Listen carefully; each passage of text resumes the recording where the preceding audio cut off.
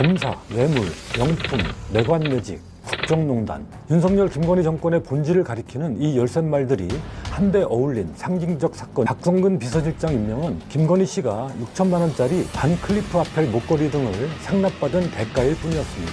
인성 관련된 것도 여사가 다 이제 관여를 합니다. 선생님 우리 5대5로 하기로 했어요. 인사권 공천권. 시계라든가 목걸이는 입장료인 거야. 입장료로 그걸 받아놓고 이야기가 잘 되잖아요. 그럼 뒤에 또 받지 않았을까? 또 얼마나 대담하게 이익을 챙겼을지 지금까지 제기된 김 씨 관련 의혹의 얼개를 그림으로 보면 이렇습니다. 가짓수가 너무 많아 어지러울 지경입니다. 윤석열 정권에서 검찰의 위상이 부패를 넘는 집치다거리 전담에 불과했다는 사실입니다. 진짜 백이 집사는 김혜성 씨가 아니라 집사 검찰입니다. 대한민국 검사로서 맡은 업무에 충실했고 그 과정에 한 점 부끄러움도 없습니다. 후안무치합니다. 왜 공직기관 비서관실에서 조사하는 내용을 영부인이 알고 있죠? 김건희 씨한테 이러이러한 일이 있습니다라고 무마하라고 이제 알려준 거죠. 김건희 씨의 부패와 사치를 감싸기 위해 별짓을 다했습니다. 서희건설은 목걸이 상납했지만은 검찰 수뇌부는 검찰 조직을 상납한 거예요. 김건희한테.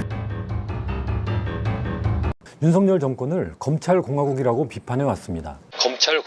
검찰공화국에서 검찰공화국. 검찰이 정권을 떠받치고 검찰 출신이 국정 전반의 요직을 차지해 정권을 운영해 나가는 비정상적 국가라는 의미였죠. 그러나 이마저도 과분한 호칭이었습니다. 윤석열 김건희 정권은 그저 사치와 부패의 왕국이었습니다. 그 왕국에서 검찰은 정권의 핵심이 아니라 사치와 부패의 뒤치다거리를 맡은 집사였을 뿐입니다. 김건희 씨의 구속은 사치, 부패 왕국의 몰락을 상징하며 집사로 전락한 검찰의 종말을 예고하는 장면입니다. 검사, 뇌물, 명품, 내관매직, 국정농단. 윤석열 김건희 정권의 본질을 가리키는 이 열쇠말들이 한데 어울린 상징적 사건이 바로 서희건설 목걸이 상납 사건입니다. 정권 초인 2022년 6월 검사 출신인 박성근 변호사가 국무총리 비서실장에 임명됐을 때 논설은 검찰이 요직을 독식하는 수상한 현상의 한 사례로 비판한 바 있습니다. 이 자리에 검사 출신인 박성근 전 차장검사가 임명됐는데 전례도 없을 뿐더러 매우 어색한 인사입니다. 총리 보좌가 아니라 견제를 위한 비서실장 인선이 아니냐는 지적이 나오는 것도 무리가 아닙니다. 이렇게 총리실, 국정원, 법무부, 금감원 등 권력 핵심부에 포진한 이들이 정부 안의 비선지휘부로 움직이지 않겠느냐는 의구심을 불러일으킬 만한 구도입니다. 뭔가 큰 그림이 있다고 의심했습니다.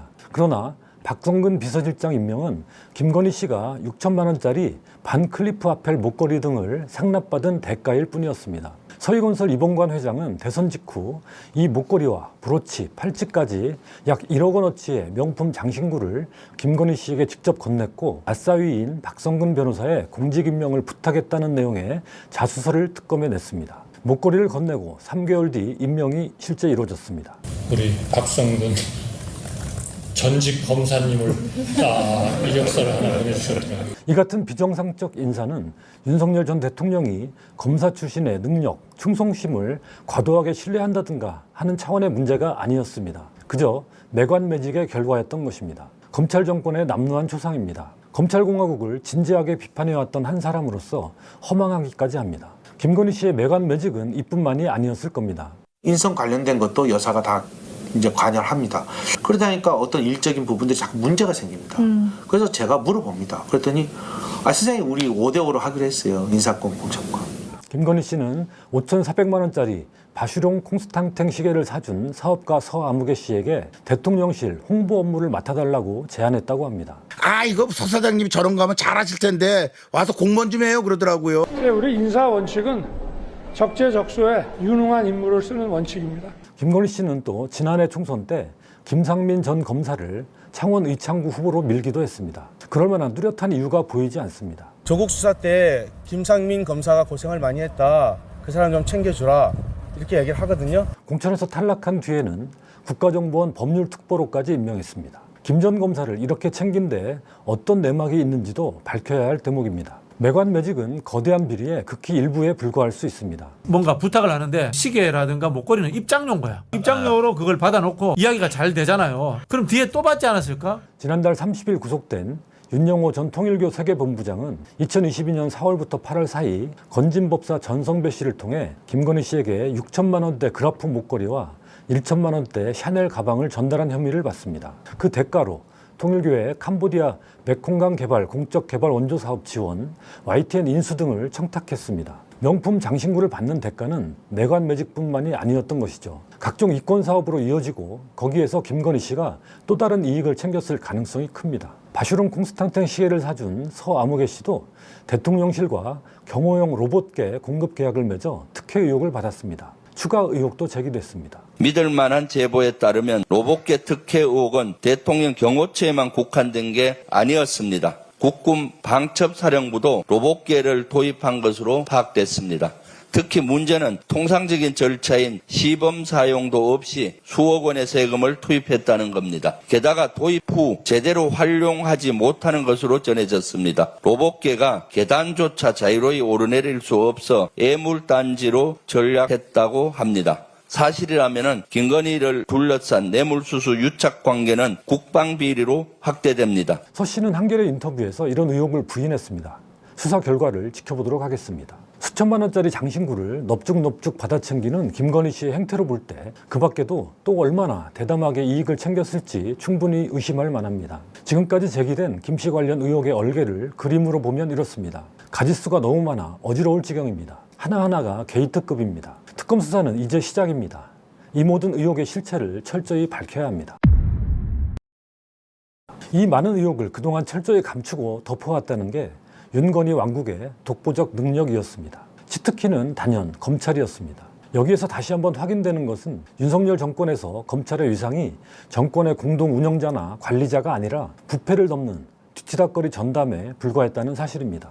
윤김 부부가 애초부터 부패할 결심을 하고 이를 막아줄 방패로 검찰 출신을 이곳저곳에 배치했던 것이라고 봅니다. 검찰 조직 자체도 물론 그 방패의 일부였습니다. 김건희 씨 집사로 불리는 김혜성 씨가 집사라는 호칭에 대해 모욕적이라고 반응했는데요. 이 말에도 일말의 진실은 있는 것 같습니다. 진짜 백이 집사는 김혜성 씨가 아니라 따로 있었던 겁니다. 집사 검찰입니다. 검찰이 도이치모터스 주가 조작 사건을 4년이나 수사하고도 무혐의 처분했던 김건희 씨를 특검은 출범 41일 만에 구속했습니다. 특검은 김건희 씨가 미래에셋증권 직원과 통화하면서 거기 계좌로 3억을 넣었다. 차명으로 하는 것이니 알고 있으라고 말하는 등 주가 조작을 인지하고 거래에 참여한 정황을 다수 확보했습니다. 증권사 직원의 통화는 모두 녹음 보관되는데 검찰은 이조차 들여다보지 않은 것입니다. 검찰은 신한투자증권, 대신증권의 통화 녹취는 확보했지만 가장 뚜렷한 증거가 담긴 미래에셋증권 녹취는 누락했습니다. 이게 단순한 실수였을까요? 이 목걸이도 보십시오. 가품을 사다 놓는 아주 깜찍한 짓을 해요. 그걸 속일 줄 알았던 거예요. 왜냐? 그동안은 그렇게 해도 넘어갔거든요. 지금 주가 조작 관련돼서도 지금 미래에셋 직원과 통화한 거 있잖아요. 네네. 거기서 대놓고 불법이라고 본인이 이야기를 하지 않습니까? 아, 그거 차명이다. 이런 거 녹취된다는 거 모를 리도 없을 뿐더러 그 직원이 불법이라는 거 인지하는 거잖아요. 근데 그게 아무렇지도 않은 거예요. 내가 처벌받을 일은 없으니까. 그러니까 인생이 원래 이렇게 김건희 씨뿐만 아니라 이 가족, 최은순 씨부터 비롯해서 그냥 그렇게 살아왔고 이득을 취했고 벌을 안 받아서 똑같이 생각한 겁니다. 김건희 씨를 무혐의 처분한 3인방, 이창수 전 서울중앙지검장, 조상원 전 4차장 검사, 최재훈 반부패 수사 2부장은 탄핵 소추됐지만 헌법재판소가 기각했습니다. 지금이라면 탄핵이 인용됐겠죠. 최재훈 부장검사는 탄핵 심판 최후 진술에서 거의 울먹이며 이렇게 변명했습니다. 이 사건 탄핵 소추는 저희 동료 검사들과 많은 공직자들에게 심각하게 부정적 영향을 주고 있다는 점을 지적하지 않을 수 없습니다. 만약 나도 그냥 사건 처리를 미뤘으면 어땠을까 하는 생각이 든 적이 있는 것도 사실입니다. 그러나 저는 대한민국 검사로서 맡은 업무에 충실했고 그 과정에 한 점 부끄러움도 없습니다. 저는 제 직무 집행에 어떠한 위법함도 없기에 당당하다고 자부하나 시간이 흐를수록 사랑하는 이들에게 심려를 끼친 것 같아 괴로운 마음이 드는 것이 사실입니다. 후안무치합니다. 강력한 증거들에 눈 감고 김건희 씨를 무혐의 처분한 검사들에 대해 특검이 수사해 죄상을 밝혀야 합니다. 이뿐만이 아닙니다. 검찰은 김건희 씨의 공천 개입 의혹도 선거관리위원회로부터 사건을 이첩받은 뒤 1년 이상 끌다가 명태균 씨와 김영선 전 의원만 기소했습니다. 김건희 씨는 조사조차 하지 않았죠. 건진법사 전성배 씨 관련 수사에서도 검찰은 통일교 윤영호 전 세계본부장이 김건희 씨 선물 명목으로 6천만 원짜리 다이아몬드 목걸이와 명품 가방 등을 전달한 사실을 파악하고도 김건희 씨를 조사하지 못했습니다. 이른바 집사 게이트도 대통령실이 파악하고 눈 감았던 것으로 드러났습니다. 김혜성 씨는 렌터카 업체인 IMS 모빌리티가 2023년 대기업 등으로부터 184억 원을 투자받는 과정에 김건희 씨와의 친분을 내세워 영향력을 행사했다는 의혹을 받습니다. 그런데 당시 김건희 씨가 공직기강 비서관실 조사를 받으라고 연락했다고 주장했습니다. 너 무슨 돈 벌었다는 소문이 들린다고 하는데 거기서 연락 오면은 전화 가면은 가서 조사 받으라고 그렇게 하고 전화 끊었어요. 공직기강 비서관실에서 조사를 했다기보다는 무마를 한 것이겠죠. 공직기강 비서관실에서 조사 받아라라고 이제 김건희가 얘기했다는 부분은 너무 이상한 거예요, 사실은. 왜 공직기강 비서관실에서 조사하는 내용을 명부인이 알고 있죠? 만약에 이 의혹을 조사했다면 김건희도 공직기강 비서관실의 조사 대상이잖아요. 조사 대상한테 이런 일이 있습니다라고 보고가 들어간 거죠. 김건희 씨한테 이러이러한 일이 있습니다라고 무마하라고 이제 알려준 거죠. 당시 공직기강 비서관은 이시원 전 검사였습니다. 검사 출신을 데려다 놓은 이유가 바로 이것이었습니다. 비극적인 사건도 있었습니다. 김건희 씨가 최재형 목사한테서 명품 가방을 받은 게 국민권익위원회에 신고됐는데 지난해 6월 무혐의로 종결 처리됐습니다. 그 실무 담당자였던 김아무개 권익위 부패방지국장 직무대리가 극심한 심적 고통을 겪다 지난해 8월 스스로 목숨을 끊었습니다. 최근 공개된 유서 형식의 글에서 그는 가방건과 관련된 여파가 너무 크네요. 제 잘못은 목숨으로 치르려 합니다. 반부패 법률의 정치적 악용은 그만두어야 합니다. 라고 썼습니다. 그는 식사도 제대로 못하고 괴로워하며 부패 방지 분야에 한평생을 바쳐온 내 과거가 다 부정당했다고 토로했다고 합니다. 김건희 씨를 보호하기 위해 법과 상식을 무시한 종결 처리를 강행한 게 그의 죽음을 초래한 것입니다.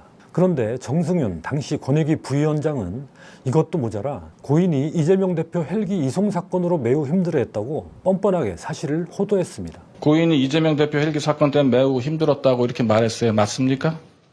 예, 그렇습니다. 예. 그리고 정승윤 부위원장은 언론에 보도된 김 전 국장의 유서 사진을 봤는데 명품 가방 관련된 내용은 없다라고 거짓말도 했습니다. 당시 유서 사진은 보도되지 않았습니다. 그러더니 박원순 전 서울시장 유서를 김 전 국장 유서로 착각했다고 변명합니다. 말문이 막힙니다.